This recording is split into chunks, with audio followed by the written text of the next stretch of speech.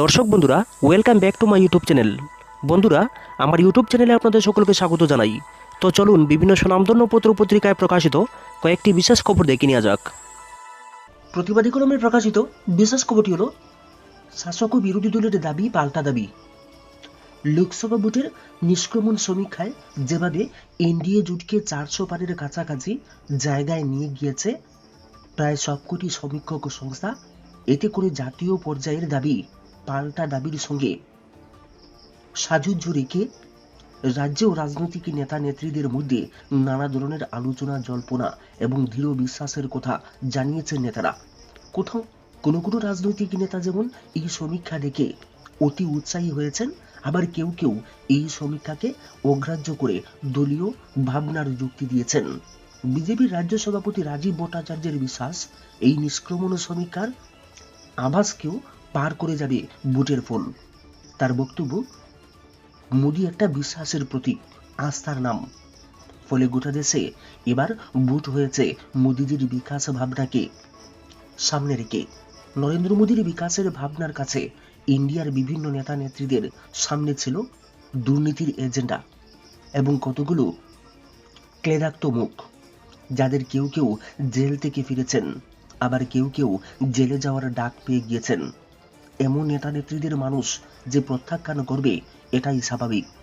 ফলে সমীক্ষকরা নিষ্ক্রমণ সমীক্ষা চালাতে গিয়ে জনতা জনার্দনের এই বিষয়টা দারুণভাবেই টের পেয়েছেন, যা তাদের সমীক্ষায় উঠেছে। তবে রাজীব বাবুর মতে ফলাফল আরো ভালো হবে। মোদিজি একবার যখন 400 পার বলছেন, এটা চাপিয়ে যাবেই যাবে। রাজীববাবু দৃঢ় প্রত্যয় নিয়ে এই কথা বললেও দীর্ঘ রাজনৈতিক অভিজ্ঞতায় পুষ্ট রাজ্যের টানা 20 বছরের মুখ্যমন্ত্রিত্ব কমিউনিস্ট নেতা মানিক সরকার মানতেই চাননি এইরকম সমীক্ষার সারবত্তা। বরং তিনি বলেছেন, বিভিন্ন সংস্থা যে নিষ্ক্রমণ সমীক্ষা চালিয়ে এনডিএর ক্ষমতায় আসার কথা বলেছেন, একইভাবে ইন্ডিয়া ব্লকের মধ্যে থাকা বিভিন্ন রাজনৈতিক দলের নেতারা গ্রাউন্ড রিপোর্ট নিয়ে দেখেছেন এনডিএর কোনো সম্ভাবনা নেই। বরং রাজ্যে রাজ্যে তাদের বিরুদ্ধে গণক্ষোভ এতটাই প্রকট হয়েছে যে বিভিন্ন রাজ্যেই তাদের অবস্থা খারাপ হওয়ার জোগাড়। ফলে এই নিয়ে অতি আনন্দ কিংবা অতি দুঃখিত হওয়ার কোনো কারণ নেই। দাবি পাল্টা দাবি থাকবেই, ফলাফল প্রকাশ হলে আসল সত্যতা বেরিয়ে আসবে। কংগ্রেস ওয়ার্কিং কমিটির সদস্য বিধায়ক সুদীপ রায় বর্মন নিষ্ক্রমণ সমীক্ষাকে হাস্যকর এবং বিশেষ এজেন্ডা নির্ভর বলে উল্লেখ করেছেন। তিনি বলেছেন, এটা গদি মিডিয়া এবং মোদি মিডিয়ার কীর্তি, বরং ইন্ডিয়া প্রচন্ড আত্মবিশ্বাসী, ক্ষমতা দখল হবেই। তবে ঠিক কী কারণে এই সমীক্ষাকে হাস্যকর বলেছেন সেই যুক্তিও দিয়েছেন সুদীপবাবু। বলেছেন, যে সমীক্ষার মধ্যে শুধুমাত্র এনডিএকে বিজয়ী দেখানোর একমাত্র প্রয়াস, যা করতে গিয়ে কোনো রাজ্যে কতটা লোকসভা আসন রয়েছে সেটাই ভুলে গিয়েছে সমীক্ষকরা। তাহলে এর বিশ্বাসযোগ্যতা থাকবে কি করে? বলেছেন, হরিয়ানাতে লোকসভার মোট আসন 10টি, কিন্তু বিজেপি সমীক্ষক সংস্থা তাদের সমীক্ষায় দেখিয়েছে হরিয়ানাতে নাকি 16 থেকে 18টি আসনে জয় পেতে পারে এনডিএ।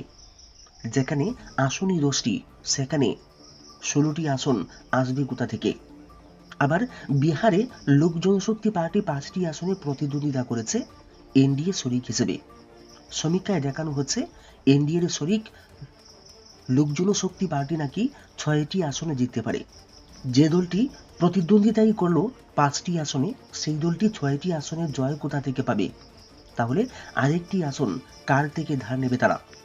সুদীপবাবুর বক্তব্য, এই যখন সমীক্ষকদের চিত্র এবং তথাকথিত সেফোলজির আদ্যশ্রাদ্ধ, সেখানে এই জাতীয় সমীক্ষার মানে কি দাঁড়াতে পারে তা সহজেই অনুমেয়।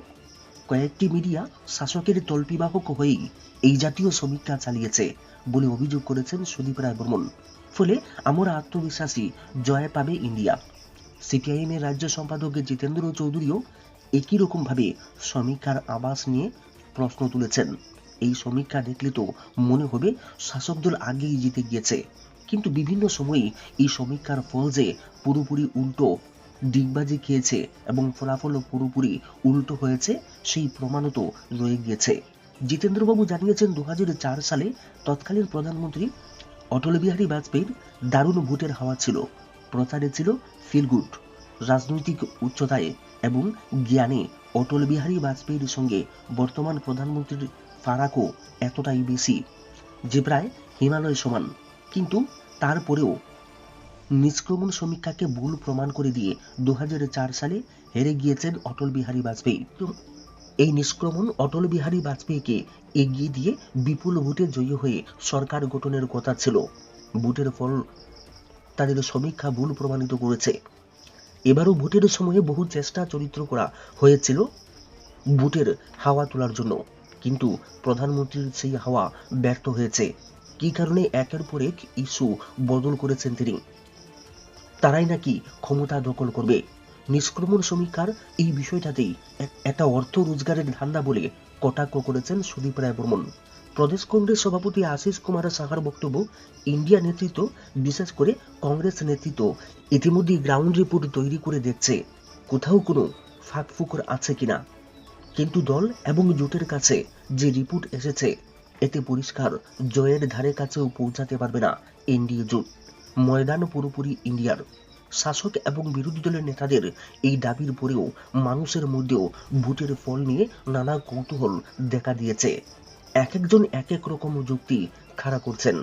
তবে সব জল্পনার সমাধান হবে 4 তারিখ। অপেক্ষা মাত্র একদিন। বিশ্বের সবচেয়ে ব্যয়বহুল ভোট দেখল ভারত। শিক্ষা, স্বাস্থ্য, পরিকাঠামোর মতো খাতে বাজেট কম পড়ে অনেক সময়ে প্রকল্প থমকে যায়। সামনে আসে সরকারের লক্ষ কোটি টাকার দেনা।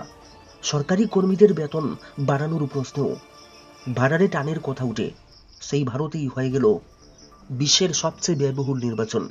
চলতি নির্বাচনে খরচ হয়েছে 1.35 লক্ষ কোটি টাকা।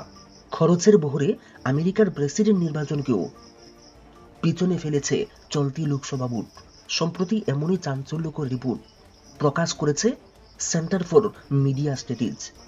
নির্বাচনী খরচ সময়ের সঙ্গে সঙ্গে বাড়ছে, যাতে রাতের ঘুম উড়ে যাচ্ছে নিরীহ নির্দল প্রার্থীর। যদিও ভোট জয় পেতে খরচ নিয়ে ভাবছে না প্রধান রাজনৈতিক দলগুলি। সেন্টার ফর মিডিয়া স্টাডিজের তথ্য অনুযায়ী 2019 সালের লোকসভা ভোটে খরচ হয়েছিল 55 থেকে 60 হাজার কোটি টাকা। 1951 থেকে 52 সালের ভোটের সঙ্গে তুলনা করলে খরচের সীমার বৃদ্ধি হয়েছে 300 গুণ।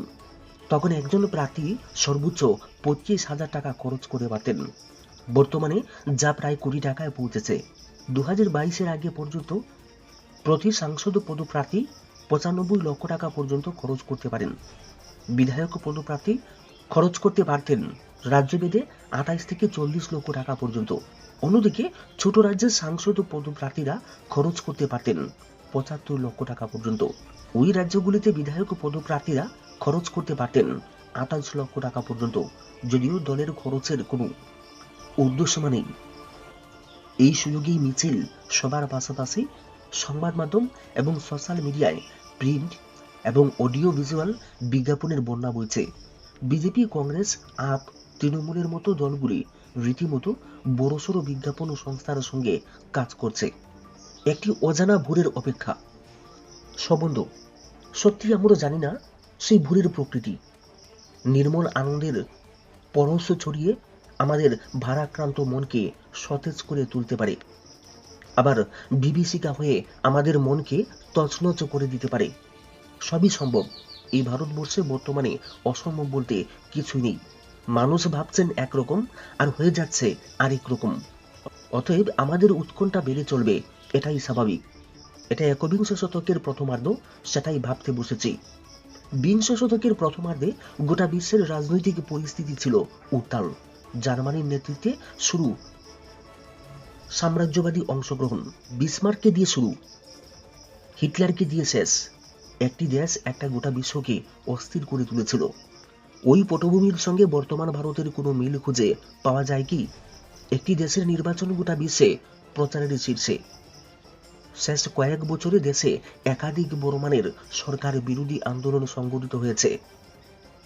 শিল্পপতি থেকে শুরু করে কৃষক, দিনমজুর, সাধারণ যুব সম্প্রদায় প্রত্যেকের মধ্যে বিপুল ক্ষোভ। প্রত্যেকটি ভোট তাদের কাছে আতঙ্কের হয়ে দাঁড়িয়েছে। সফল হলে কোন গন্তব্য তাদের জন্য অপেক্ষা করছে তারা জানে না। এভাবেই একের পর এক আতঙ্কের ভোর আসছে আর চলে যাচ্ছে। চাতকের মতো অপেক্ষায় আছি একটি নির্মল ভোরের।